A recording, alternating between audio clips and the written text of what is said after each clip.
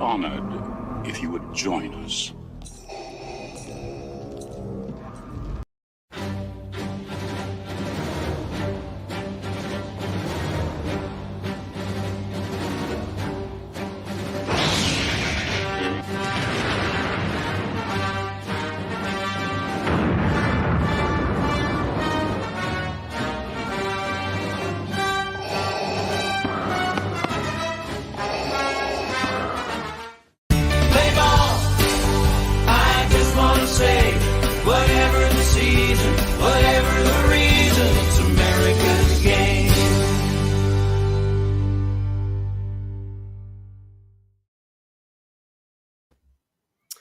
And with that, folks, a brand new podcasting chapter begins. We welcome you folks in for the first time ever into the newly launched Intergalactic Sports and Entertainment Network. It is our opening day per se here on ISIN. And with that, folks, we bring you as well, we also bring you folks the first ever edition of the exclusive Intergalactic Sports and Entertainment Baseball podcast. It is, of course, folks, episode 1 here tonight of Between the Bases with Callan McClurg joining you folks here. We will, folks, probably, though, have more of our Intergalactic Sports Network friends joining us as well throughout the course of this program. But again, folks, we are so glad and grateful to be here with you. But, folks, before we actually do, in fact, get to some baseball, we do have our good man, our fearless leader, John Alcorn, joining us as well backstage here tonight. And again, I want to personally, though, before we, in fact, start, though, thanking John for this idea and for giving me the chance to come here and help him out and get this new sports and entertainment network off the ground and running. But again, I'll be joining you folks here. And again, we'll also be having plenty of our baseball fans joining us as well throughout the course of the baseball season. Again, now that we have baseball finally coming your way, folks, we'll be talking baseball here on the Intergalactic Sports and Entertainment Network. We're still, though, moving the puzzle pieces around, though, folks, for actual show days right now, because we have a lot of ideas on the table right now. But of course, everyone, as always, we welcome your input again, your questions, your comments, your concerns throughout the course of our program here tonight. And again, we'll do our absolute best, folks, as always, to ensure that your content is, in fact, read live on the air here on this Monday evening. And again, the launch here today of the Intergalactic Sports and Entertainment. Again, want to thank John Alcorn. Again, he had his first program here on ISIN earlier in the afternoon. And again, thanks to all of our viewers who are joining us again on our maiden voyage here today at this time. We'll get right, though, folks, to your commentary again. But, folks, if you're a baseball fan out there, again, this is the program for you here again. This is Between the Bases. We'll be bringing you folks this podcast every week, talking, of course, Major League Baseball. And right now, again, getting ourselves primed and ready for the upcoming start of the 2022 spring training season beginning this Friday, with games beginning in Arizona and also in Florida. Plenty of thoughts, though. Of course, our good man and our fearless leader, John Alcorn, also saying, let's freaking go. My good man, Tyler Work, says, Callan, I find your intro's lack of small ball disturbing in regards to, again, seeing the Homer being hit by Lord Vader just a little earlier on for our intro. Waving hello to our great friend Christy Wilson, who also says it is indeed time to play some ball. And yes, John, we have more shows coming as well. And our good man, Will Polston. Baseball talk. Finally, this I concur with 100% with Mr. Polston. And also John saying the man, the myth, the McClurg has arrived. That is by far a legendary line from Mr. Alcorn. But of course, folks, again, we're talking baseball tonight. So again, if you have baseball questions, comments, concerns, again, feel free to fire away in the live chat box. We'll do our absolute best to read your commentary. And this is also coming, by the way, from not just a big baseball fan, but also someone who played this game for, a majority of my life growing up until I was in high school, not a high school, about 10 years ago. So again, if you have any thoughts about the game, again, just fire away, folks. Fill the time here. Again, we'll be, having a few of our guests, though, joining us later on in our program. Again, as they are, in fact, fulfilling other programming requirements right now on some of our sister networks with both MI6 and Coast to Coast. And again, once more, before we, in fact, get into our sports and our baseball commentary as well, I want to, again, give a huge shout-out, though, shout out and thank you to both Coast to Coast and to MI6 for allowing Intergalactic to basically be the third man in, but also in a way, again, keep both of our networks, growing and stuff of that caliber. So again, a major thanks to Adam and Jason over at C2C, and of course, Stephen Wang over at MI6 for allowing us to, again, be a part of this network family and add a third layer to the broadcast family here between Coast to Coast and also between MI6. With that, though, folks, the major story for another edition of baseball offseason commentary, though, folks, it just happens to be right here in San Diego. And that, of course, folks, is Padres shortstop Fernando Tatis Jr. suffering a fractured left wrist and could be out as much or as long as 3 months in wake of this injury. Again, this came down during a very, very somewhat emotional, but also somewhat in a way, very chaotic day for the Padres, folks, and a very damning revelation that came out earlier in the day, courtesy of Padres beat writer for the San Diego Union-Tribune, Kevin Acee, who wrote about this injury, folks. And we have somewhat maybe talked about this, obviously not here and there a lot on our sister networks, but again, a lot, though, folks, came down during this lockout for Major League Baseball. And one of them, though, was about Fernando Tatis Jr. being involved in some type of a bike accident back home in the Dominican Republic. And the Padres at the time said it was mainly bumps and bruises and scrapes. Nothing major happened. However, though, folks, the cat was let out of the bag today, though, when Fernando was actually talking to the Padres media assembled in Peoria today, and also AJ Preller confirming this to Dennis Lim of The Athletic earlier on Monday morning. But, folks, part of Kevin Acee's piece today, though, that was shared by Jim Russell, one of my great colleagues here in San Diego on Extra 1360 here on the radio, part of Kevin's story, folks, read this about this injury. During the lockout, team doctors were allowed to provide care and treatment if the doctor was not a team employee, parentheses, which Padres team doctors are not. They are through UC San Diego's health system. It appears the Padres were convinced that Tatis was fine until they became aware of the possibility of an issue with Tatis's wrist at the end of last week after the lockout ended. They did not know the extent of the injury until the x-rays were done on Sunday. And there was also, folks, some very, other like shocking news that came out from John Paul Morosi of MLB Network that said that the Padres could have voided Fernando's contract and basically told him, get off our organization and leave. But the Padres, obviously, the money's committed there, but also, of course, this is a young player growing and stuff like that and hanging on to him. And that I think that perhaps that Fernando hopefully can use this as a learning curve, though. But, folks, despite the fact, though, that I am going to obviously defend, my guy here in San Diego, I'm also going to be that tough teammate and say that this is going to cost the Padres big time. It's going to cost the Padres major with him being out for at least what could be a 1 to 3 month window, because you're talking about seeing once again Fernando Tatis Jr. in his career not playing a full 162 game season because of off-season issues. Now, again, folks, the lockout, though, in a way has been good for some clubs, but also has been bad in a roundabout way, though. However, though, this reminds me, I think, though, folks, you would agree, though, it reminds you probably too much of seeing Madison Bumgarner have his ribs issue with the mountain bike incident that happened in Colorado a couple years ago, where he was not really the same after that. But again, folks, especially, though, here in San Diego, and I think you folks know very well how I always laminate the fact that, that this is a town, sadly, who hasn't won a Super Bowl or a World Series championship of any type since 1963. And people like myself who have been born and raised in San Diego and bleed brown and gold and watched the Padres and have supported this club through their good days and their bad days and low points and fire sales, that we have just been, wanting to see this organization, especially with there being no football here and no basketball here and no NHL team here and soccer maybe coming here, is that our faith and trust relies solely on these players wearing the pinstripes at home here in San Diego.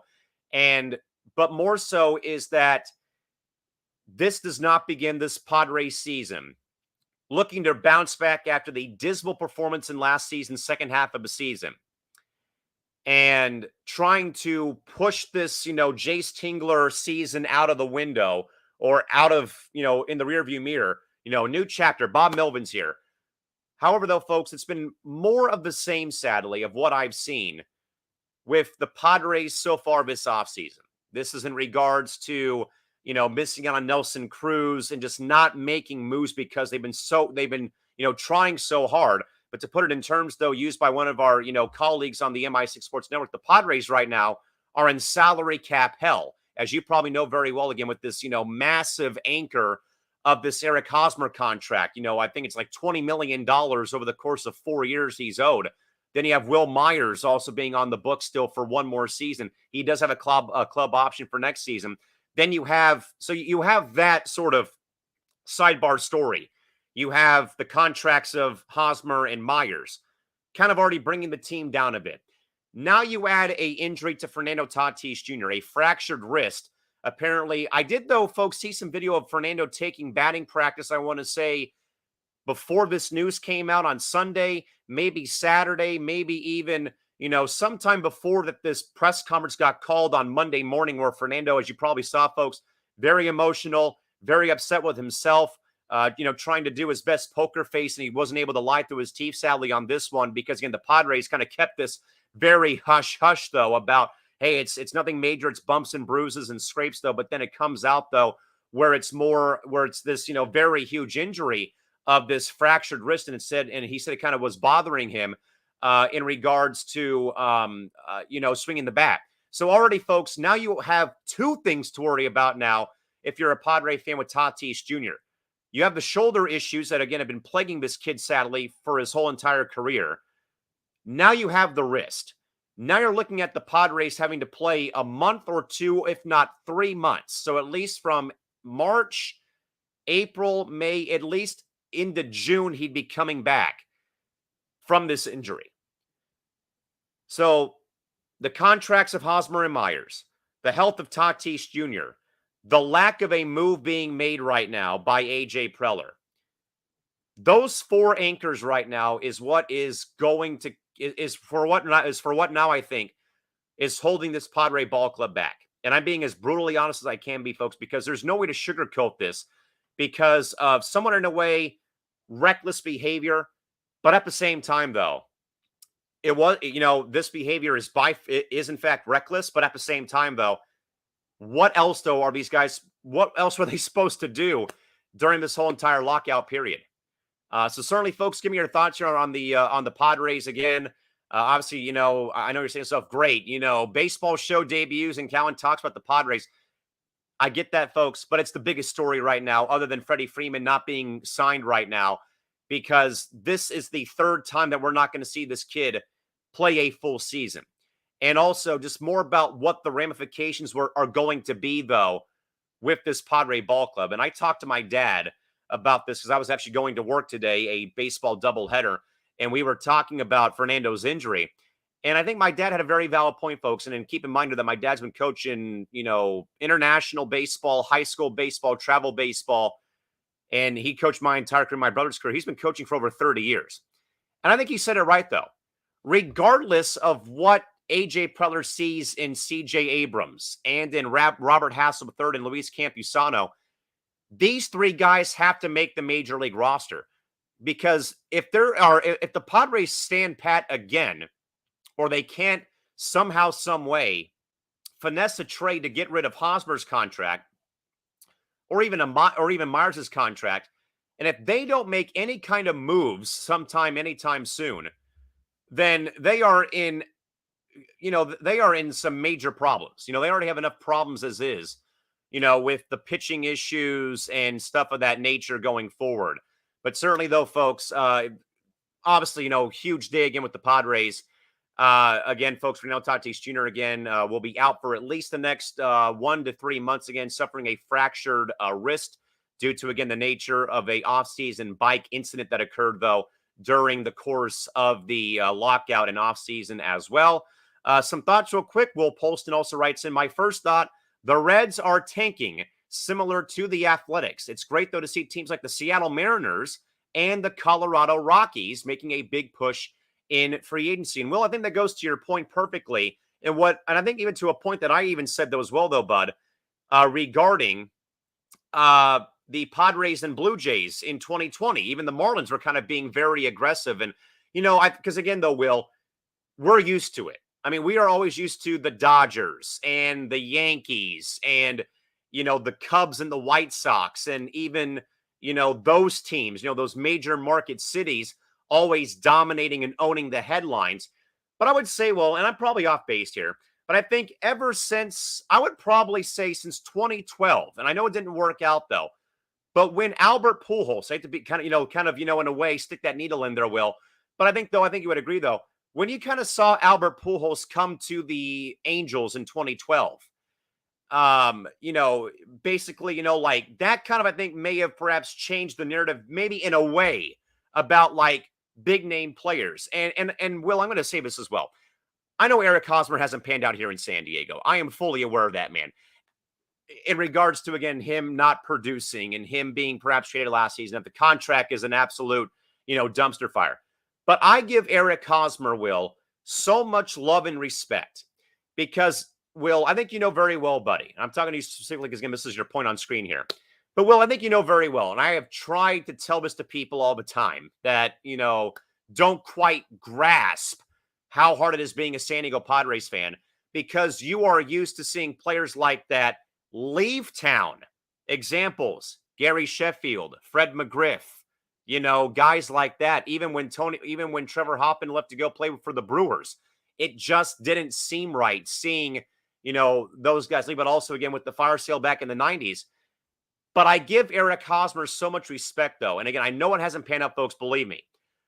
But not every day in this town, the 8th largest city in America in San Diego, California, folks, not every day with Major League Baseball do you have a player at the time the caliber of Eric Hosmer, then the caliber of Manny Machado, actually say, yes, I want to play in San Diego, because this just doesn't happen very often. And we're still trying to wrap our heads around this here in San Diego. Like, we actually have guys who said, yeah, I'll come and play in San Diego, not guys who look at San Diego and say, nah, team sucks, fan base sucks, great ballpark, yeah, great city, but no, team's horrible. I'm going to go play for the Dodgers or go play somewhere else so I can make, more money, get more exposure. So I applaud Hosmer. I applaud Machado for, looking at San Diego and saying, yeah, let's go and start something nice down there or try and build something great down there. So, but more so, Will, to your point, though, I love it. I love seeing the Mariners. I love seeing Colorado.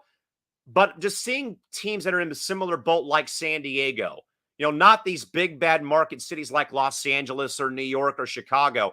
Now you're talking Seattle. You're talking Denver, Colorado, Toronto, Ontario, Canada, Miami, Florida, San Diego, California back in 2020. So, Will, I totally agree, though. We'll talk about the Reds momentarily as well. And Will has a very, very, very great point, though. Pete Alonso's car wreck was terrifying. Saw a video of his truck. He and his wife are blessed to be okay. All glory goes to the man upstairs. Absolutely. And Will, I actually recall that, not about Pete Alonso, but about a similar ordeal, though, with a former Padre player, Mike Darr. Mike was a very young and promising outfielder, I want to say in the early 2000s, and due to drunk driving, he sadly was killed during spring training in Peoria. So definitely, really, I agree, though, with Will, though, very, very happy and glad and sigh relief to see Pete Alonso and his wife A-OK after that very, very scary wreck, though. And again, Will, thanks for tuning in, my man, as well here tonight. Also, good man Casey King saying good evening as well. Casey, it's a one-man show right now until we, in fact, get some of our other viewers or other correspondents on here for Intergalactic Sports. Christy Wilson also says, I'd like to see Freddie Freeman with the Red Sox. We'll have more about him momentarily. And Tyler says, Cal, despite being a Dodger fan, at least Tatis is not trying to cover it up by claiming he hurt his wrist washing his truck, like when Jeff Kent got hurt riding dirt bikes. Now, again, folks, I think, though, that Fernando has learned a very valuable lesson in regards to this sort of thing. But again, Fernando Tatis Jr., again, folks, one last time, will be out for at least the next 3 months at this juncture, again, due to the wrist injury suffered, a fractured wrist suffered during the course of the offseason, again, in wake of a motorcycle incident. With that, folks, Will brought it up, though, folks. But again, the Seattle Mariners have rolled the dice and have landed 2 big star players from the Reds. This includes Jesse Winker and also landing Eugenio Suarez from the Reds, though, for a major package overhaul being sent from the Mariners to the Reds. And folks, this I think though only begins the Mariners building on last season. Again, being so close to being in the postseason mix last season and just missing out on that final series, though. And certainly, folks, the Mariners, I think, though, are coming. Now, it may know, but though, folks, hear me out here. It once again may not be right away, though. But I do believe this begins to lay the foundation. And I've been trying to tell this to Sarge, Tim Felder, who's a part of Intergalactic here and also a C2C, who's a huge Mariners fan. I told him I've been trying to speak this into existence. But I believe, though, that with these moves made by the Mariners for Suarez and for Winker, again, power-hitting outfielder and a very versatile Suarez in the infield and even the outfield, this lays the foundation for Chris Bryant to get the torch from Kyle Seager and become the next Mariners third baseman. Because I think I know that the Rockies made a very big push, though, for Bryant, though. But I just believe, though, that I personally don't think Chris Bryant, USD alum, by the way, I personally don't think that Chris Bryant wants to keep being utilized as an outfielder because it's a bit of a transitional gap, though, folks, going from the infield, especially third base, to the outfield. Now, Bryant, I think, though, would be fine with it, though. But I personally think, though, if you're the Mariners, I think you kind of have to, in a way, not quite go all out, but I do think, though, you have to be pretty dang close to going all the way out to rolling out the carpet for Chris Bryant. Because I think if you add him into playing third base in Seattle, I know the ballpark is not quite hitter friendly like it would be playing in Denver at Coors Field, though. But adding in Bryant to I think a very intriguing core of talent. And I think Tyler has a great point, though. He says, Callan, don't forget about Kyle Lewis is coming back for the Mariners this season. They're going to be a ton of fun to watch this season. And with his health being at a top priority, that's a huge, huge ordeal. But I think, though, that there's a lot of great pieces with this Mariners ball club. And I think if you add Bryant, though, with Suarez and Winker, if you can pull back Mitch Haniger maybe as another one of your outfielders, maybe polish up the rotation, the Mariners, I think, become a very intriguing team to watch, especially with how the balance and power might be tipping a little bit. Keyword there's little bit in the American League West. You don't know about Carlos Correa's future in Houston. Oakland's already throwing up the white flag. Can the Angels stay healthy? The Rangers could be, a very intriguing ball club. So at least you're looking at maybe 4 teams out of the 5 here. Texas, Houston, Seattle, and then the Angels. Between those 4 teams, I still side a little bit again with the Astros. But I think, though, a lot of that, though, hangs in the balance about Carlos Correa. If Correa comes back for 1 year, maybe Houston still gets favored. I'm a little skeptical and reluctant to jump on the Rangers wagon right now at this stage of the offseason. Seager and Simeon and John Gray. But folks, like I always say, though, sometimes, though, those spending sprees don't always pan out right away. Especially, though, folks, I think in baseball. Because you have, because in a way it's very top heavy. Again, Dodgers, Yankees, teams like that, though. But the Mariners, though, I think, though, Tyler, getting Winker and getting Suarez is a huge thing. But I do believe, though, Tyler, I think you would agree, though, buddy. This, I think, though, begins, a bit of a flurry, I'd say, for the Mariners. Because I really think, though, that Seager retiring, I don't think will change much. But I do think, though, that a lot of it, I still think, though, does reside, though, with Carlos Correa's future. But right now, I still lean towards Houston. But I definitely, though, folks, want to see Seattle succeed. Because, if there's another tortured baseball fan base out there, other than San Diego, it's Seattle. Again, longest active North American major professional sports league playoff drought. And being so close the past 2 years. But now those Suarez and Winker come. And now I think Chris Bryant is that final move I think that the Mariners are going to make over the course of this offseason. My good man Casey King also says, I wish that Freddie Freeman would make up his mind and hurry up and make a decision where he goes. Now, with that, folks, this is a very interesting, talking point right now. It went from the Braves to the Dodgers, but now, though, folks, you have a distant wild card now, or two wild cards, though, folks.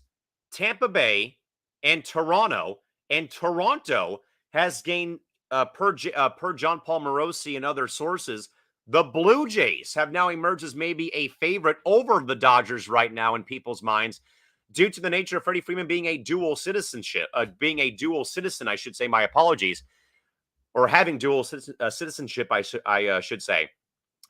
But folks, this I believe, though, and I think you would agree, though, if you're a baseball fan, this is the levee before it breaks. This is literally Robert Plant and Jimmy Page writing When the Levee Breaks by Led Zeppelin. As soon as this Freeman domino falls, I really believe you are going to see just a flurry of moves coming, but you have to wait for the levee to break. And right now, the levee, in my mind, Casey, and I think everyone out there agrees, though, the levee for free agency to finally cascade down the mountain is going to be Freddie Freeman. Now, the Dodgers appear to be, like the serious favorite when the trade was made between the A's and the Braves today, with Matt Olson being dealt not to San Diego but to Atlanta for a package deal, including Christian Pache, the prized outfield prospect for Atlanta. But while I know that Freeman may consider the Dodgers, because now, folks, with the DH being a theme, though, I can see why, though. But I do believe, though, that the Dodgers, while they are favored, the fact, though, that the Blue Jays have kind of come out of left field, literally and figuratively, and they're either right here with LA or maybe a little bit like ahead of the Dodgers right now, maybe I think sends Freeman to Toronto, not because of the Dodgers, but I think just more so that the Blue Jays, I think, are just trying to swoop in and add a piece to a very, I think, intriguing infield. Vlad Jr., Kevin Biggio, and Bo Bichette is the main three. But also think you're looking for, but I think more so, though, folks, that I think that maybe in a small way, Freeman to Toronto makes a bit more sense. Maybe in my mind it does. I think, though, that both teams have both LA and Toronto, both, I think, have the same exact need, though. Other than a DH and also a first baseman, but also I think that maybe slightly in a way, though, that Toronto, I think, gets a bit more of an edge, though, because now you can have Vlad Jr. be your everyday DH and have Freddie Freeman play first base and then DH on days where he can, though. Not to say, though, that the Dodgers can make this happen, but I do believe, though, this may boil down, even for the Dodgers, this may boil down to money. Because with how LA has been a very frequent, towing the line, sometimes going over that, over the tax, you do have to wonder, though, if the Dodgers want to keep affording to keep spending this money. Again, I know that they will, though, on players, and whether it's Freeman or not, though. But I think there comes a time, though, where you do get frustrated, though, by having to keep overpaying players because of this tax, and that will keep going up and up and up and so on and so forth, though. But I think maybe in a way, though, it's still, though, I think is still edge Dodgers, but I'm not ruling out the Blue Jays. I might rule out Tampa Bay, and I might rule out I think Atlanta's done. I think that today, though, I think more so proved, though, folks, that Atlanta trading for Matt Olson basically was their kind of like their cold goodbye to Freddie Freeman, which I think really sucks. To see Atlanta kind of in a way, shove a guy who was so part of their, championship winning ball club last season and telling him to go take a hike, and per reports, not even make a serious offer, is very perplexing. But I do agree, though, with Casey but Casey, I agree, though, buddy. As soon though as he makes up his mind and he signs somewhere, hopefully, just for my sanity, it's in Toronto. But if it's, Blue Jays, Dodgers, whoever it may be, that's when the levee breaks. And you'll start seeing Correa get his contract. You'll see other guys who are still out there get contracts. Because I think, folks, we all agree, though, there's always that one player who seems to hold up free agency. And I kind of feel like it was Machado and Hosmer at one point, though, recently. Bryce Harper 1 year. This year, it's Freddie Freeman. So I think it's more of the case here is we'll see what happens. But I do believe, though, once Freeman does sign somewhere, LA, Tampa, Toronto, Atlanta, some other ball club, that right there is when the levee breaks. And that is when everything comes to fruition. Some other thoughts, though. James Gonzalez writes in, sorry, Cal, still have Houston. It is still Houston's division to win or lose. I definitely agree, though, still about that. I do believe, though, that still a little bit of that weight, though, for me relies on relies, though, on if Carlos Correa does re-sign with Houston. Because I know there's been a lot of reports about, his, mansion's up for sale and he's looking for a 1-year deal and things like that before, stuff like that.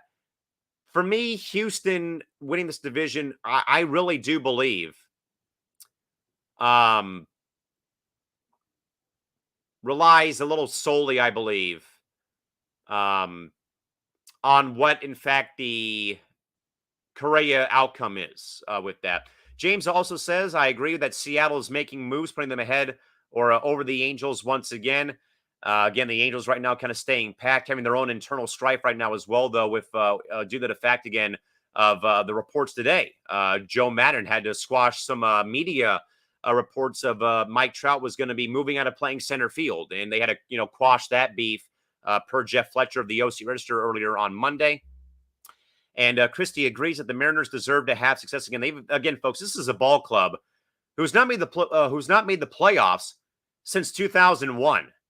I mean, so you kind of hope, though. And I think, though, but I really believe, though, like I said, though, Suarez and Winker going to Seattle, I really hope and think rolls out the red carpet for the Mariners to finally get Chris Bryant over this offseason. Because I think, again, I really think that you want to get that third, you want to get a surefire third baseman. And I think that is the way to go right now, is that Bryant's out there. I think it's a pretty, I know the weather can be out of control, though. I still think, though, I more so think about where this guy's going to play his home, about where these guys play their home games. I know about Denver, folks. I know about Denver. I've known about it for soon to be 28 years. I know about Seattle. I know about Seattle in a way is a lot like Petco Park. They've had to bring the fences in so many times, though, over the course of the past several years, though. But I think that Bryant's bat plays better, obviously better in Colorado because of how the ball travels, though. But also, you also think, though, folks have to think, though, about this. Let's hypothetically say, though, that Bryant goes to Colorado, with them perhaps losing Trevor Story to the Twins more than likely, and Charlie Blackmon may be on his way out. There's not a lot of protection in that Rockies lineup. Tapio's your leadoff guy. Story's going to probably be gone. Blackman's getting up there in age. There's just not a lot of, talent, not talking down on the Rockies, on the Rocks, though. There's just not a lot of good, bats in that lineup, though. Now, I say that, though, and you're probably thinking, what are you talking about? Sally, you're playing 41, you're playing 81 games in Denver. You hit a fly ball, it's over the wall for a home run. Any other ballpark, those are routine outs. So I think I more say Bryant to Seattle because I know about Denver, but also there's just not a lot going around right now in that Rockies lineup. Seattle at least, though, has Kyle Lewis coming back, Suarez now in that lineup, Winker in that lineup, Mitch Haniger maybe back in that lineup pretty soon, J.P. Crawford at shortstop in that lineup. I think that Seattle's lineup has a little bit more to offer right now than the Rockies. Because, again, you don't know about Story staying there long-term. You don't know if Charlie Blackmon may be there long-term because, again, he may be on his way out of Denver pretty soon. And there's just not a lot of, pop. Again, let's take the Rockies out of Denver and put them at a sea level ballpark other than Phoenix. That lineup, yes, they can hit though. But again, I just don't know though if the Rockies lineup has enough punch in it other than Blackmon, futures clouded, Trevor Story, futures clouded, and then Chris Bryant going there with really not a lot around him. That in a way though would remind me way too much of when Eric Hosmer first came to the Padres in 2018. And you're talking about, Myers and Hosmer being the lone two power hitters on this ball club with Corey Spangenberg and Freddie Galvis and, Chase Darno playing third base and guys like that. That would be like Chris Bryant, in my mind, going to Colorado. Bryant going to Seattle adds a big bat to that lineup, though, but also, again, he has batters and has protection around him in that top part of the order. And Scott Service is no dummy either. He'd work around that very, very well. And also, James says, I really hope that Freddie Freeman goes to the Blue Jays. Again, though, James, I know that the Dodgers are in the running. And again, folks, I'm believe me, I will not be shocked if and when Freddie Freeman goes to the Dodgers. I'm just saying that right now here to let you know about that.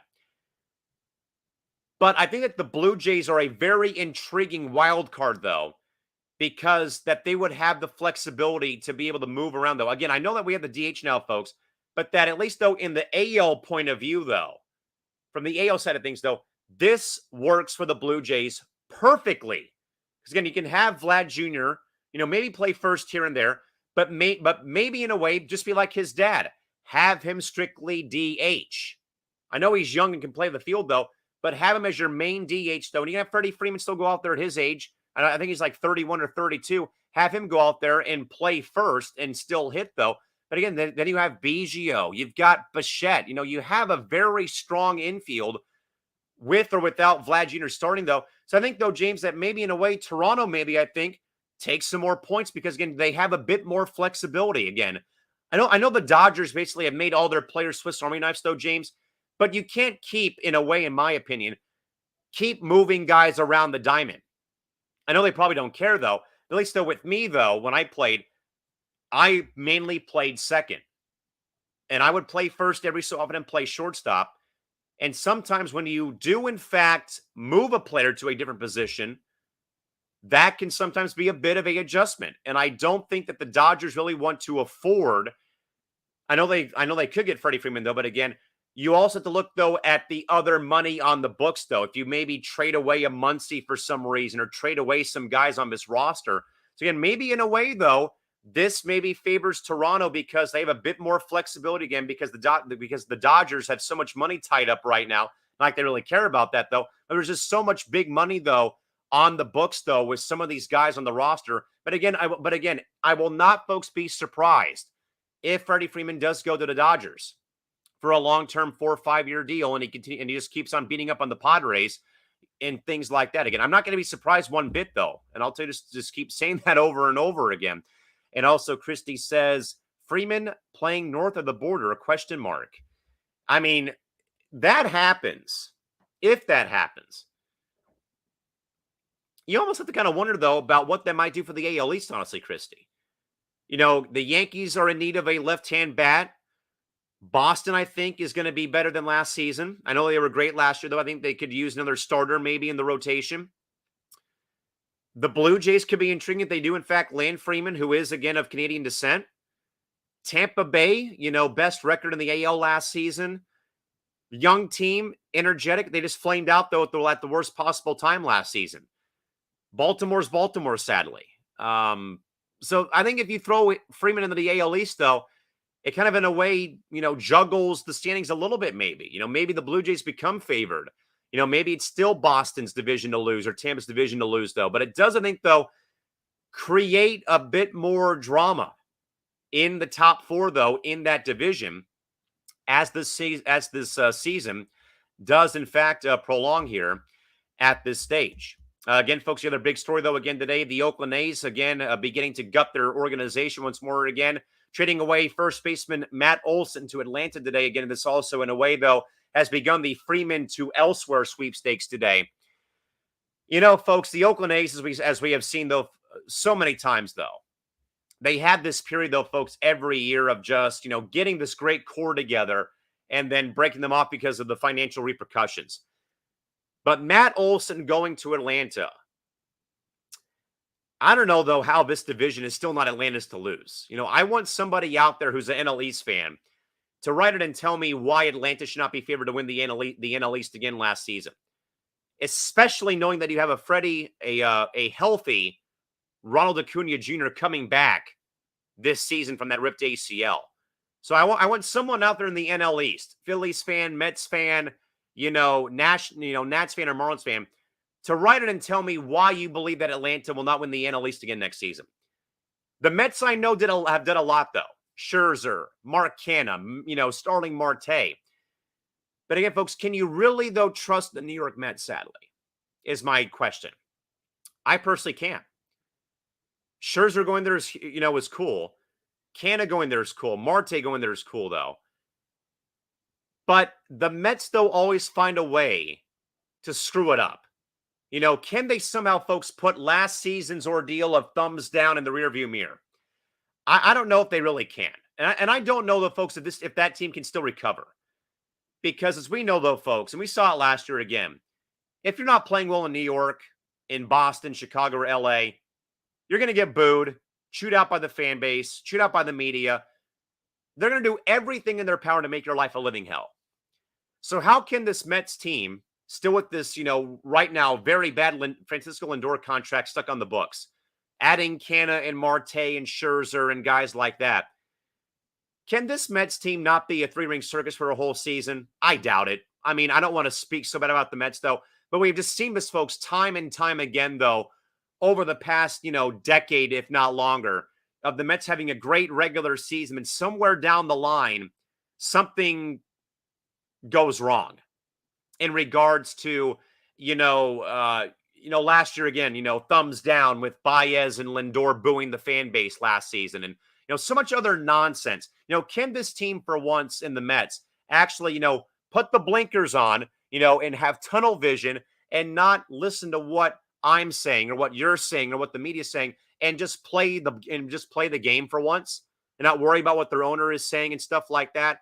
So I really think it's still, I really think, though, the NL East still belongs in my mind to the Atlanta Braves without any questions asked. It's not going to be Philadelphia again, because as we all know, the folks about the Phillies, though, their issues again are like usual.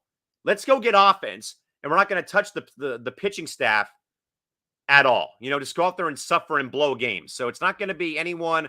It's Atlanta's division to lose at this rate. And Christy also says, I don't trust the Mets. I don't really think, though, unless you're a Mets fan, I don't think anybody out there in their right mind is going to trust the Mets with trust them at all with their life savings account to actually play, consistent baseball for 162 this season, if you ask me. I just don't see it happening one bit whatsoever. Tyler also says, once again, here we are, the A's having a fire sale. They'll be down for a year or two. Then they'll bounce back to division contenders, led by a bunch of random guys with names like Jack Johnson, John Jackson, Michael McMichaels, and Guy Blank playing for the Oakland A's. Sadly, though, Tyler, it's also even if the A's are even still in Oakland in the next couple of years, sadly. But for the A's, though, folks, again, it's kind of in a way like if you're an A's fan out there, you're just going like this, like, here we go again. Because I think, though, I think you just become numb to it. Like it's in a way, though, like what it was for me as a Padres fan for a long time. You would not get a player's jersey or a jersey with a guy's name on the back because damn well they're going to be traded away in a year or two. So certainly, though, Chris Bassett has gone to the Mets now. Olsen has now gone to the Mets, or to the Braves, I should say. But then, folks, you have like in a way, though, folks, the A's just have like this storm cloud, just kind of like, hanging over their head as they, go to bed at night, as they walk around their house. Because I think A's fans know that the inevitable is coming, whether they want to deny it or not, though. Chapman is going to be next. Sean Murphy may be next. Sean Manaea is going to be next. Trevino's going to be next. There's at least 5 guys that are going to be traded within the next day or two from the Oakland A's. And it's just like this recurring trend, though, about, the budget and the money and things like that. And again, the off the field issues of the stadium project and stuff like that going on. So again, folks, I mean, if you're an A's fan, this probably does not surprise you at all, at this rate. But certainly, though, man, it's very tough sledding right now for the Oakland Athletics at this rate, though. And I agree, though, with Tyler, though. Again, fire sale, they'll bounce back somehow, some way, and a bunch. It's just like again, it's just sadly, though. I think, though, Tyler, I think this whole Moneyball's philosophy in Oakland is just, I think, a tired cycle, and it's I think a old, outdated way to run baseball operations. I know it works every now and then, but I think, though, Tyler, it only really worked in 2002. It really only worked 20 years ago. I mean, look at how far the game has come in 20 years, though, where guys and teams are using numbers and iPads and ridiculous and stupid, formulas to, track someone's DRS and, all this other, crap statistical work being done that only works once in a blue moon, or once when the Death Star isn't blown up by a bunch of, rebels in an aluminum Falcon and stuff like that. So it is what it is with the Oakland A's, though. But certainly, I don't expect it. I really, though, expect to see more A's moves made, though, at this rate over the next several days or two. And Christy agrees with me, though. She says it's time to end the whole Moneyball philosophy once and for all. I've never liked it. And again, Christy, it's worked once in a blue moon. I think the last time I worked again was 20 years ago when it last worked. So, again, I know it kind of is what it is, though, again, because it's the A's. It's this whole, cheap organization route and stuff like that. So, again, we'll see what happens with it. But I certainly do expect to see more and more of these moves being made, though, by the Athletics, whether it's Murphy and, whether it's, Murphy being dealt maybe, whether it's Trevino, Ramon Laureano. And certainly, I think one has to wonder, though, that the A's may, in fact, be, here, removed from being, a playoff team in 2020 to being back in the bottom depths of the division. Because again, you have four. Again, I laid out four teams, folks, who right now are better than the A's right now. Maybe three: Houston, Texas, and Seattle. The Angels could be a fourth, though, if they actually, put some money out there to pitching and not offense. And, they aren't trying to, tinker with Mike Trout's position on the field, though. But Oakland, I think, is going to be going down the tubes kind of quickly, sadly. And it's because, again, they are, folks, I think, a very uptight organization. I mean, we thought the Pirates were bad, the Guardians were bad, or the Marlins were bad, though. I think out of the four teams who have not spent a lot, though, Oakland by far is number one. Then probably followed up by Cleveland. Baltimore's probably second, and then Cleveland. Who knows, though? But honestly, it just sucks, though. And I think, though, that to Will's point, though, earlier on, though, the show, though, where he said, though, about the Reds tanking, I think, though, that honestly, I don't know, though, if that can be said any better, though, that you can try your best, to combat tanking in sports.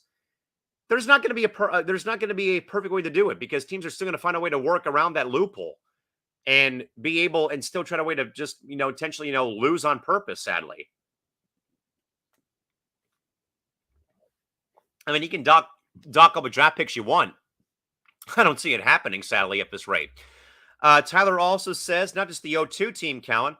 It also helped, though, the 0-2 that the 0-2 A's, though, had that ridiculously good rotation with Tim Hudson, Barry Zito, and Mark Mulder. And I happened to see Barry Zito pitch in high school when he was here in San Diego back in the day. And again, Tyler, I think it just goes back, though, to my point, though, bud. This philosophy only works once every so often. It worked 20 years ago. It doesn't work nowadays, especially now with how you just have teams across the league, mainly the big market teams, always just crushing the opposition and crushing the small market teams because they have the revenue. And the A's have not had that revenue in so long, where you have to kind of, in a way, get creative, though, to drafting like your Mark Ellis's and your Scott Hattebergs and your Miguel Tejadas and guys like that throughout the course of that season. And again, Tyler, it only works once in a blue moon. sadly, and stuff like that. So again, folks, the Oakland A's and the inevitable fire sale underway again as the A's have again dealt Matt Olson to the Atlanta Braves for a package of prospects, including, though, folks, Christian Pache was also a part of this trade package made for the A's and whatnot going forth.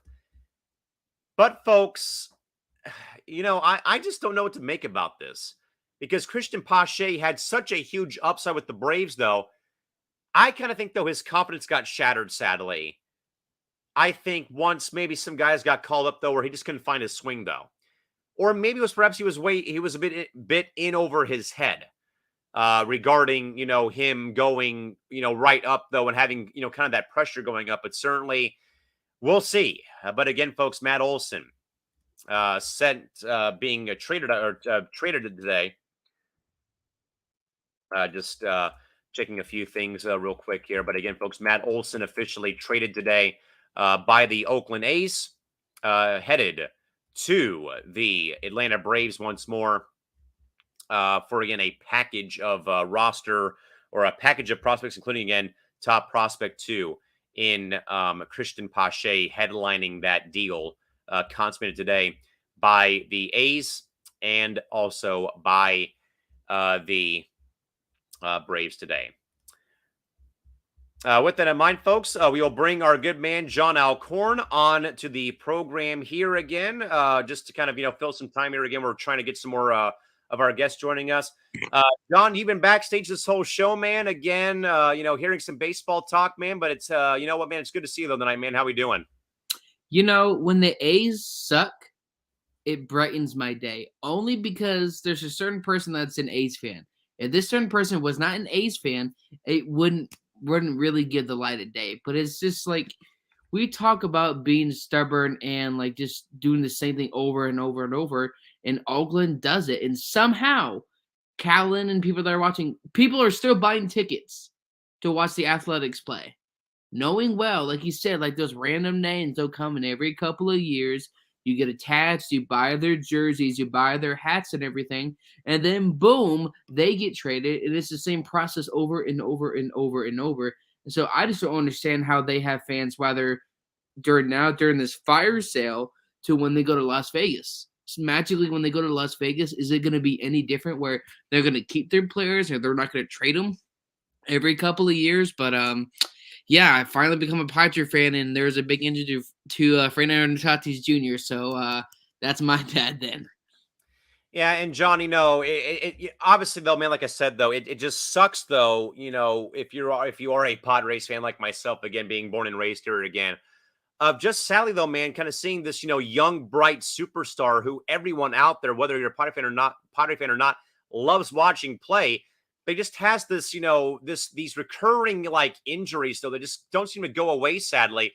But John, this has been a very, hot talking point though today again, because this was a, kind of in a way like a freak issue that happened over the offseason, maybe covered up by the Padres, covered up by Tatis Jr. and his dad, Fernando Sr., though. And again, it came to light today, though, about the wrist being fractured due to a motorcycle incident that happened back home during the lockout.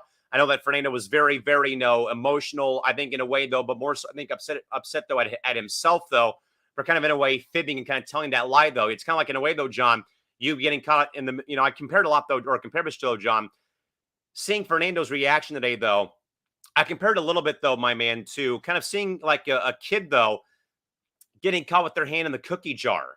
Or getting caught, though, like, did you do your homework? Yes, no. And then you get caught, like, in that lie, though. But I think, though, it was more, though, of a look, though, of like, frustration for the injury, self-guilt for the, for his mistakes, though, but also I think, though, the accountability, I think, though, coming forward, though, of like Tyler said, though, again, at least, though, that Fernando admitted that he did something wrong and stupid, and it won't happen again, though, where guys in the past, though, John, maybe have lied about that injury. Again, I think the best scenario, though, John, Ben Simmons in the NBA, for example, faking or trying to fake exposure to COVID to not play in Game 7 of a playoff series last season. So, John, I guess, though, man, again, I know you've been watching or listening to the whole show, though. Your overall thoughts maybe about seeing, this injury to Tatis Jr. and what it might, in fact, mean for the Padres for the next couple of months? The biggest lesson, don't date a Kardashian. and stay off their social media. But I'm glad they were truthful and honest, but the fact is they shouldn't have kept in hush hush. I get like you don't want to freak out fans, and after what happened last year, I believe there's another player that went to the Dodgers, and so now it's just you got to be transparent because if they kept it hush hush and we never found out, Callan, then somebody's gonna find out. There's a fan. There's gonna be a leaker, just like there is in these Marvel movies. Somebody's gonna leak it, and then fans are gonna be pissed, and it's just a whole drama. And I don't think there is a win-win situation for the Padres where you don't say anything, they're pissed. You say something, they're pissed, just because now their season minimal mistakes. If they have just one mistake, I have a funny feeling it may be a domino effect. Maybe, oh, it's just one player. No, it's not like the 2017 Eagles situation where you bring in Nick Foles and he resurrects your team. I don't think, from my limited knowledge of baseball, there's not necessarily another Fernando Tatis Jr. on the team. They got a great supporting cast, but that main star they need, that quarterback for baseball, they don't necessarily have that for the next, hopefully no more than 1 to 3 months at a time, but it's unfortunate, but I definitely want to see other teams succeed too. Because first year being a Padres fan, or just actually watching baseball, and this has happened. So baseball fans, I'm sorry. Christy Wilson, I agree, though. I think with this one, in this age of social media, though, fellas, keeping things hush hush is very difficult because, as we saw, though, with Tom Brady, for example, it leaks out he's retiring. And then, a few months later, oh, by the way, I'm out of retirement. I fooled everybody out there. With that, folks, we'll kind of keep this going here for a little bit longer here again. We'll probably talk a bit more about Ison a little bit further in depth here. But if you have any more baseball questions, comments, concerns, again, fire away in the chat box, folks. We'll be here for the next at least 10 plus minutes or so. We're trying to get some more of our fellow coast to coast entertainment network, guests to join us here so far on this debut program. And John, I think more so, man, as we fill some time here, though, man, is we saw that you were on air today, getting the network officially launched. Again, great to have the actual founder yourself starting this network and having the first ever program. John, maybe in a nutshell, maybe kind of tell the fans out there what they're in store for here over on Ison. Well, when Callan and I kind of first, I don't want to say that. I'm gonna try and pull a Kevin Feige here. I think when we were first talking about certain things or certain shows, it was probably around the summertime of last year. We had ideas to do this and that, and just never really thought about it. Then between, I think, August, September, we started talking about, hey, I want to do this show. Let's start like doing, I guess, like a baseball podcast, and just these ideas slowly but surely coming over time. And I think one of the goals is we want to partner with people in the industry to share their voice, to share their story, because sometimes basic sports fans are just sports fans in any genre of any kind, regardless of whether you watch hand egg or basketball or soccer or whatever sport, is that we want to know them outside of just what they do in the booth or what they just do on camera, and be able to get to know them outside of that, just so that we can partner with people and they just know, hey, this is long term. This is not just a thing to keep us busy like other things were. But yeah, it'd be really cool to just partner with people in the industry just to get their voice and story out there, and just see what happens. Definitely a lot of interesting shows coming back. Most definitely. With that, folks, we are going to be wrapping things up here actually in about a minute or so here again. Really, though, folks, great time, though, getting this network and this program launched here today, here over on the Intergalactic Sports and Entertainment Network. Again, folks, you folks can find us across Facebook, Twitter, Instagram. Our YouTube channel is also live, though, too, again. So you've seen our handles scrolling across the bottom part of your screen here throughout the course of the show tonight. But again, real quick before we, in fact, sign off, though, some I guess, John, if there's any final thoughts to pass along, man, what do you got for us for this opening night of the Intergalactic Sports and Entertainment Network, my man? I have a big mouth. And so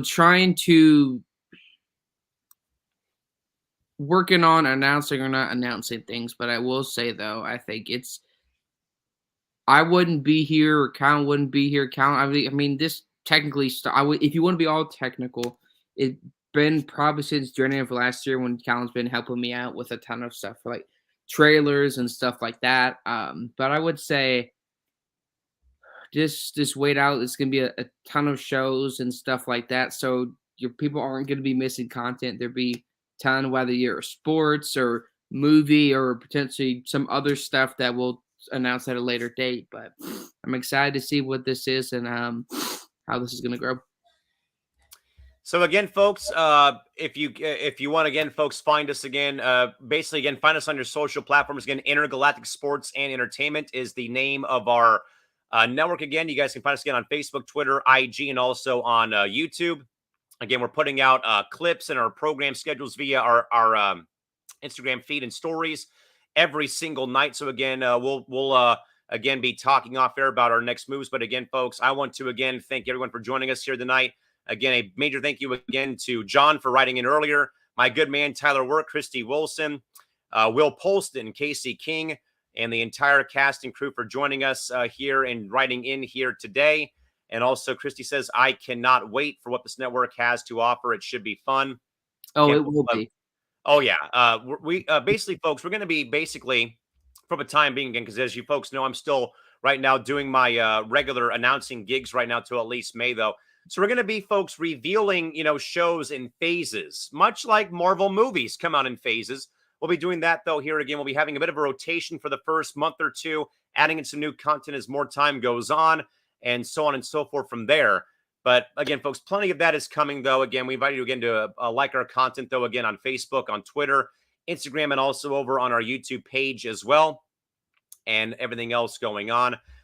But with that, though, folks, for the opening night of Intergalactic Sports Entertainment, also the debut show of Between the Bases, our baseball podcast here for our good man, John Alcorn, yours truly, Callan McClurg, bidding you a pleasant rest of your evening here on this Monday night. But again, folks, check our schedule for our programs tomorrow. Again, we might be, in fact, though, folks, just kind of in a way, moving some pieces around here this week again with some different programming ideas that we'll be having and other stuff of that caliber. So again, keep an eye on the schedule and what we have planned for you folks coming up for the remainder of the week as we get our network officially off the ground and running here on this Monday as we begin here today.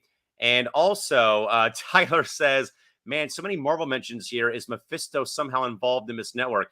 John, I even dropped a Robot Chicken reference into this program, and we literally had no one write in about that. I'm a little offended by that. I promise we are not the werewolf.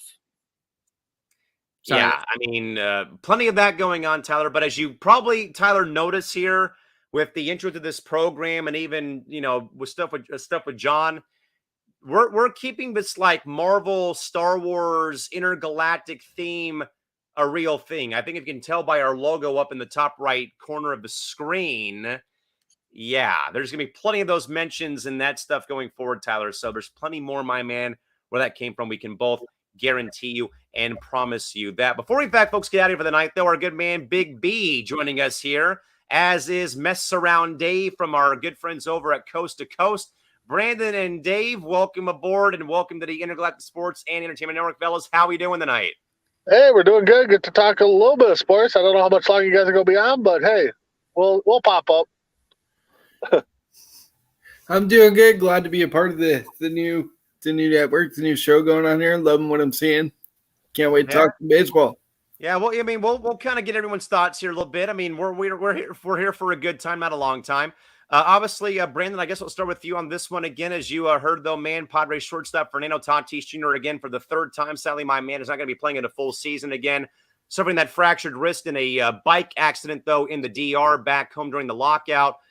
Brandon, again, obviously I got the news, crushed by it, obviously being a Padre fan, but more so, I more so think about Fernando's press conference today, though, again, very, frustrated, very self-guilt in a way, but also a accountable Tatis Jr., though, for his actions and for his mistake, though, that's going to cost him, hopefully, not all 3 months, but at least, though, a 3-month period, though, for the injury. And obviously, Brandon, we've already seen that the Padres are kind of in a way still stuck in the mud right now. Again, no moves being made. Salary cap hell with Hosmer and Myers on the book still. But Brandon, overall takeaways though from seeing Tatis Jr.'s injury, and also maybe more so about his press conference given today down there in Peoria. Oh, even not to being a Padres fan, I like Tatis. So watching one of the young guns get injured right away, it takes a blow through major leagues all around. I mean, but the press conference I didn't see, but it sounds like what you're saying is that he owned up to it, felt guilty about it, felt he let his team down, and to me, that's definitely a team player. Doesn't sound like he was out joyriding, drunk or whatever, but it's a big blow to start the season off, especially after the lockout, and then now you lose your young star player. So I feel for the Padres. I feel for Tatis. Hopefully, maybe we get him back 2 months at the earliest, but hopefully it doesn't sit out longer than 3 months because that would really be a blow. Yeah, Dave, and I think about you guys more so. Again, I think about Brandon and yourself, Dave, though, again, outsiders to the Padre fan base and the Padre organization. And just again, I think Brandon said it right, though. Again, just seeing one of the young, the young stars, though, who, again, Jeff Passan wrote about over the offseason in 2021 about how he was bringing joy and fun back to baseball, and then how, it was, Fernando and Ohtani and Vlad Jr. as the next faces of the game, though, and the guys that could, help baseball get back on their feet. But again, though, Dave, more so your reaction, I guess, more so to the news, though, about what this might in fact do for the Padres. Again, salary cap hell with Hosmer and Myers. Maybe, though, I think, though, Dave, it may be time to see, C.J. Abrams come up for the season, but more so, Dave, mainly, though, man, your overall reaction to Tatis Jr.'s injury, again, at least out for maybe the next 3 months. Every time I hear Fernando Tatis' name, it really stings right here because he should still be a White Sox. We traded him for big game James Shield. How'd that work out? Anyways, the injury sucks. I mean, for a guy like that, as talented as he is, a perennial MVP every year, it just sucks, man. Like, when are these athletes going to learn that joyriding on motorcycles isn't going to work? It reminds me of Jay Williams years ago with the Bulls. Signed his rookie deal next year. He didn't even play much. He got hurt on a motorcycle. So they just learned these motorcycles are dangerous, and that, being healthy and safe is more important than joyriding on a motorcycle. And I, like Brandon said, I hope he's not out for an extended period of time, because I know I said I wanted to see the Padres and White Sox in the World Series, and without Tatis, I don't know if that's going to be possible. I mean, we do play each other at the end of the regular season this year in October. I mean, that could be like a preview, hopefully, of those two teams. But again, though, folks, Fernando Tatis Jr. out for at least 3 months, fractured left wrist, suffered during a offseason bike injury back in the Dominican Republic. Dave, I'll go back over to you, though, man. The Seattle Mariners, again, plugging away at that, breaking that long 20-plus year playoff drought, though, scoring a massive trade overhaul with the Reds today, getting both Jesse Winker and also Eugenio Suarez today from Cincinnati. Dave, again, I really think that this lays the foundation, though, my man, for hopefully Chris Bryant to go to Seattle again. There's a very big gaping third base void right now in Seattle, because, again, Kyle Seager, longtime Mariner, retired after last season. This, I think, kind of in a way opens the door further for Chris Bryant. I know he's been linked to Colorado now as well, and also with the Mariners. But I think, though, more of my point, though, there's more pop in that Seattle lineup, in my opinion, right now than Colorado. I know about Coors Field, though, but again, you don't know about Blackman's long-term, stance right now with the Rockies. Story could be going to Minneapolis, but he's going to play for Brandon's Twins pretty soon. And there's just not a lot of, offense other than the ballpark. There's no real offense in that Rockies lineup, though. And I think that the Mariners, with Lewis coming back, Haniger being back as well in right field, adding Winker and Suarez, and having Bryant go there would add a fifth powerful bat to that Mariners lineup, though. So, Dave, overall thoughts on the trade, more so with the Reds gutting someone away, beginning to also kind of sail away their big name guys with Winker and Suarez heading to the Pac Northwest. Yeah, I think it's great for Seattle. I mean, they were so close to making the playoffs last year and ended that drought. Unfortunately, it fell short. And I think, like you said, if they can get Chris Bryant, that'd be huge for them, because it gives them another big bat and a really good defensive third baseman to replace Seager. And even if you don't stick with third, you can always throw him in the outfield too. So I'm really hopeful Seattle ends that drought, because it's been too long since Seattle's had something Mariner baseball to cheer for. So hopefully they do well and they at least make the playoffs. Brandon, I think Dave hit the nail right on the head, though, is you're talking about the Mariners who didn't have a winning season until 1995. And this ball club came into existence the same year Episode 4 came out for Star Wars, 1977. We're talking about 1977 to the year after I was born in 1995 of the first winning season in Mariner history. And there was all the rumors of them leaving Seattle and things like that because the team was not good. Then you think about, and I think Dave's right, though. You think about 95 and 2001. Those are the two main seasons that Mariner fans sadly have to only hang their hat on because of what they did. Again, the refuse to lose Mariners of 95, the 116 win team that, got knocked out in round 1 in 2001. There's just been there's just been giant voids in this Mariners franchise history from 77 to 95. 95 to 01, then 01 to what could be 2022. But I do think, though, Brandon, people might think I'm crazy out there, but I think that this trade made by the Mariners with Suarez and Winker, I think just opens the door further for Chris Bryant. Because I think if you're Chris Bryant, you're looking at this. Seattle's been kind of in a way knocking on your door the entire offseason, pre and now post-lockout. But then you also have the Rockies knocking. But I think, though, again, this just goes back to my point, though. Do you really want to be a man on an island, a la Eric Hosmer and San Diego in 2018, and be the only main star in Colorado? Because, again, you don't know about Blackman's status or even with Story. Or go to Seattle and just like what he did with the Cubs in 2016, reverse something going wrong for an organization like Seattle's been suffering through for the past 20 years. So, Brandon, but mainly though, Big B, thoughts more so about the Reds, though, trading away Suarez and also Winker to the Mariners. Well, I mean, just in general, the Reds have been kind of busy the last couple of days because they made a trade with the Twins. Sonny Gray. Yep, exactly. But Seattle, like you said, Colin, I mean, they've had 2 good seasons since 77 that the Mariner fans are hanging their hat on. So yes, I mean, this move is huge for the Mariners. Can all the pieces come together? I mean, that's one thing with baseball. Can all, in any sport, can all these pieces come together and align themselves to where they can make a run? And, Messerov said it too. They just missed it last year. So, yeah, let's go out. Mariners, do what you can. Chris Bryant, if you're listening, go to Seattle because, I mean, yeah, Colorado might be nice and stuff, but you don't know what they're doing. I mean, they shipped off their third baseman last year in a blockbuster trade and paid most of his salary to play against them. So, if I'm Bryant, I might be picking up the phone, calling Seattle saying I'm signing. So, yeah, and I think it just more so, guys, goes to my next point, though, about Freddie Freeman. Is he going to be a Dodger? Is he going to be back in Atlanta somehow? Is he going to be in Toronto? Going to be in Tampa Bay? And like I said, though, guys, earlier in the show, though, tonight, he's the levee.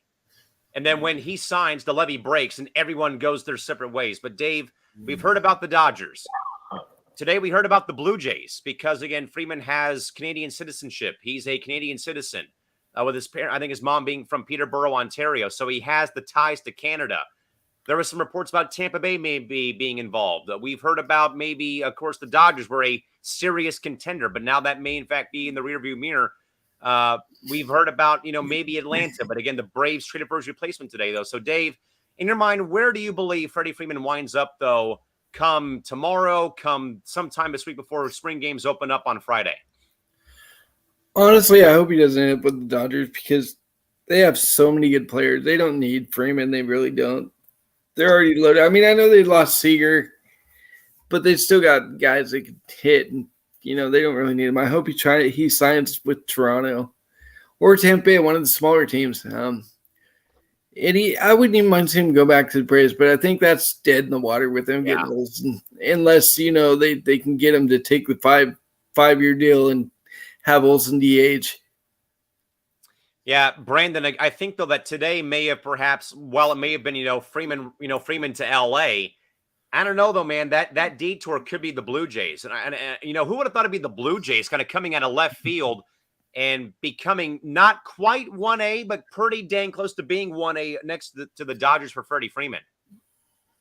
Man, if you're not going to sign back with the Braves and make a title run and run it back, man, I hope it's the Blue Jays. And like Marcel said, even the Rays, but the Blue Jays with that young lineup with Biggio, Guerrero Jr., Bichette, the pitching staff that they got there.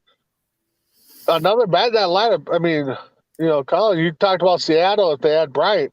I mean, if the Blue Jays had Freddie Freeman, I mean, thank God. I mean, I'd hate to see him go to the Dodgers. I would rather, see him go back and run it back with the Braves. But, I mean, these smaller market teams these players have to understand these smaller market teams need the star power.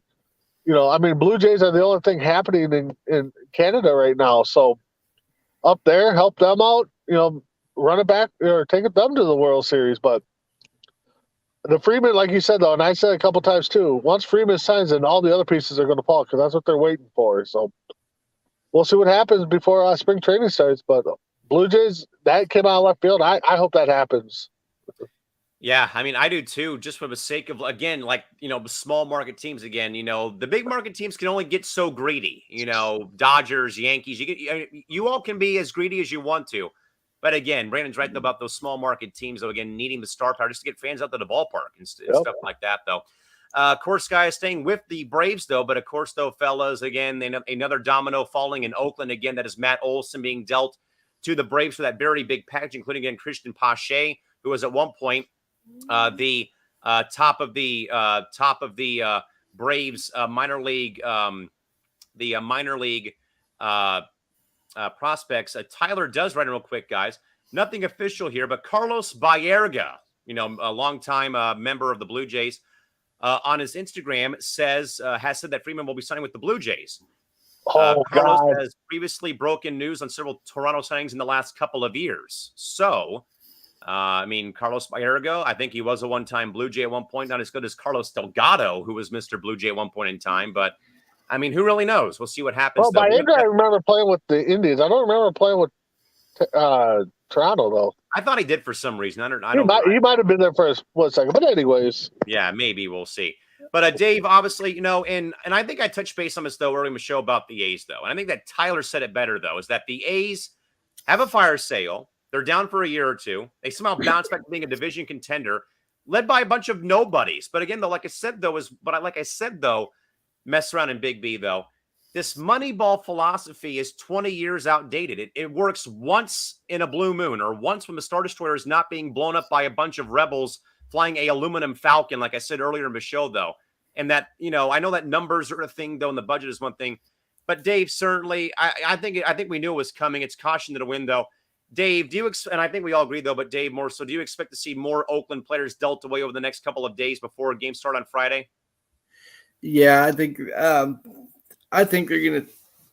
It's total dumpster fire there. They're getting rid of anybody and everybody that's worth anything, and players they can get back. I don't know what it is about the Izzo because, like Trevor said, or whoever it was there, Tyler. Every year it seems like they go away and then they come back. They play Moneyball better than anybody in the league, and they always seem to revamp and retool, and they're good in a few years. Much like the Cardinals. Oh, yeah. Excuse me. I agree. Cardinals, how everybody thinks the Cardinals aren't going to be good, and then all of a sudden they're back in the playoffs. So, Brandon, obviously, Oakland, I don't know if they really could. If this thing continues, man, I don't see them sadly competing in the AL West. I know it's obvious, maybe, it's Captain Kirk obvious, maybe, or, what have you. But I just think, though, that with how this AL West is right now, with Houston still being top dog, the Rangers, again, with their big spending spree with John Gray and Marcus Semien and Corey Seager, and then the Angels, they can snap out of their injury problems and get better pitching. And then, the Mariners, I just don't know how the A's stack up in the AL West right now. But certainly, though, Brandon, overall stance, and I guess more so overall reaction about the A's again, gutting the entire team once more again. Yeah, that's an ownership. People talk about owners needing to sell.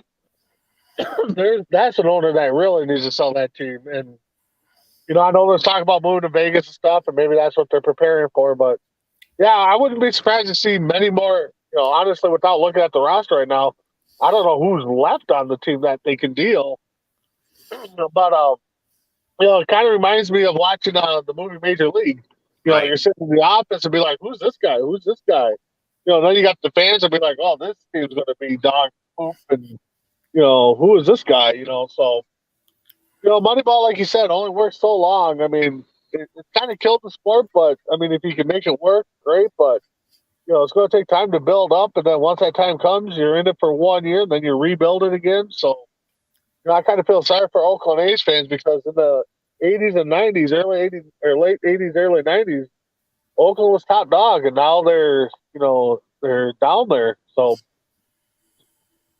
see where it goes. And not just that, 3 straight World Series in the early 70s, too. Yep. Dave Stewart and Dennis Eckersley and Reggie Jackson and those guys, 72, Yep. 73, 74 with the stashes and the white cleats. And then the 89 team that, of course, won with the Quake series with the Bash brothers. And then it's just like, wow, where did this team go wrong, basically? And just think, though, Dave and B, Sean Murphy, Matt Chapman, Ramon Laureano, Sean Manaea, and Lou Trevino. Those 5 players I just name dropped could all be moved out of Oakland sometime during this week to complete the fire sale. 5 players on their way out of Oakland, perhaps. Yeah, there's a rumor the White Sox were interested in trying to get Manaea, so we'll see how that goes. Crazy. And they definitely won't finish in Oakland this year if they're not moved before the trade deadline. So yeah, I mean, they won't be in Oakland. Yeah. Certainly a tough scene for sure right now in Oakland. With that, guys, we're going to be introducing the segment whenever we are, in fact, on Between the Bases. That is team-driven segments done by our fellow panel members. So, Dave, we'll go to you about the White Sox, man, obviously defending AL Central champs last season. Again, Tony La Russa able to turn that ball club around last season. Very fun. Almost the AL version of the Padres last season with the home run celebrations and the team just playing great ball all season until the playoffs came around, though. I'm going to surround more so overall thoughts on the White Sox going into this season and leading up to the first spring games coming up on Friday. Well, that bullpen they got right now is just nasty. They just signed Joe Kelly. They got Craig Kimbrell. They got Liam Hendricks, Garrett Crochet, Aaron Bummer. If they can get the other pitcher or two, I know they're going to try Kopech this year as a starter. Last year he did long relief and spots started. They can find a right fielder, I think we'll be competitive and we'll contend for a title this year. So hopefully they can get a decent right fielder and another bat, and we'll be okay. Brandon, but Twins and White Sox, I think, are going to be jockeying for the top spot this year. The Tigers could be a wild card, maybe depending on if they get Correa, perhaps. I like the bias sign, though, by the Tigers. But Brandon, obviously, the Twins, though, Sonny Gray comes over. I know they dealt away Donaldson to the Yankees, but they got Gio Urshela to play third. How about, Brandon, still, though, in the mix, though, for Trevor Story to be the everyday shortstop, though. So, Brandon, how about the Twins right now leading up to Friday? Man, I tell you, you kind of get me excited with the Trevor Story stories and rumors going on. And I actually, if I recall, I think I kind of called that last year jokingly that I'd like to see Story as a Twin. But right now, the moves they made, you traded Garver away to the Rangers, you got the shortstop. Then you trade him away with Donaldson to the Yankees. You got Gray in to pitch now with for the Reds. Unlike the White Sox, I think the weakness right now is going to be the starting rotation and the relief. The bullpen. I think if our bats can stay healthy, led by Buxton and Sano, I think the Twins could put up some runs. But injuries have kind of plagued those two guys, so it'll be an interesting season. And I think we're going to go as far as Buxton and Sano can take us. I have to be brutally honest. I have the Padres third again in the NL West because again I think with the Tatis Jr. injury for at least the 3-month range, the salary cap, Hill and burden that is Eric Hosmer and Will Myers, not being able to get anyone into town right now because of the money right now and being close to the tax line right now. is hampering this ball club on literally day one, leading up to the first spring games of the year, though, of Tatis not being here. And and again, though, guys, I said this earlier in the show, though, but I do, though, despite Eric Hosmer's, horrible and futile play here in San Diego, I think you guys would probably agree, though. I still respect the guy, to this day, because, like I said, though, not every day, guys, here in San Diego, do I get to see guys like Eric Hosmer and Manny Machado actually say, yeah, I'll go to San Diego and try and turn around their ball club. It's not, them on their way out or choosing a different ball club, though. But I do think, though, that either Myers will have to be moved. Hosmer, I think, is going to be very hard to move because of the money, but also the limited no trade clause, or the limited trade clause he has, though. He'd have to waive that for this move to be done, though. They're still being on the hook for at least $50+ million over 4 years with what he's owed. So I more so think that right now it's kind of in a way a little bit bleak. And I know I don't mean to, I hate to sound that way, this early in the year, though. But again, losing, a star of the game in your franchise face in Tatis Jr. for 3 months because of a fractured wrist, because of a motorcycle accident. I know you have Machado, you've got, guys like that, though. But with the money burdens of Myers and Hosmer, not really adding to the starting rotation. You need a closer, a starting pitcher, and a left fielder. I know about Seiya Suzuki, guys, but I'm kind of proceeding with caution on that one. I mean, I got to admit, it's a little bit bleak right now into this season. But again, guys, like I wrote to you guys earlier today, it's just repeating the same San Diego sports fan cycle. Getting your hope, like season's about to start, get your hopes up. Something goes wrong. Tatis Jr.'s injury, Freeman maybe going to the Dodgers and seeing the other team succeeding. Like this repeats. I know people don't believe me, but it's been repeating like this since 1963. I know no one out there believes me, but hey, it's been doing this constantly on loop, for over 50+ years here in San Diego. With that, though, Dave and Brandon, I know you guys kind of came in late, but Dave, will go to you, man, for your final thoughts. Again, our first program here, talking some baseball here on Intergalactic Sports Entertainment, my man. I'm excited to be a part of your first program here, and thanks for having me. I'm also excited that they finally came to an agreement. We're going to have a full season of baseball, and I can't wait to see what the White Sox do. Yes, I agree. Mr. Herrera, over to you, sir. What do you got? I'm glad, just like Dave, to be partnered up with you guys, be able to jump on the show, talk a little baseball. Glad we got a season, or going to get a season in, and everything comes to agreement. I can't wait for Thursday to start seeing some baseball action, and just roll right into April 7th, opening day. Most definitely. With that, folks, we'll wrap up finally. But again, a major thank you again to all of our viewers for joining us here tonight on our first full day of programming on Intergalactic Sports. Again, John Alcorn, Tyler Work, Christy Wilson, Will Polston, Casey King, James Gonzalez, all joining us here tonight, here this evening. And also, again, a major thanks again to Dave and Brandon and John for joining our program tonight. And Christy agrees, saying, great first show from this network. Cannot wait for more great stuff coming from Ison. Again, folks, we'll have plenty more about what we have planned for you folks as more time does go on. John, I'll throw it back to you real quick, man, before we, in fact, get out of here for the night.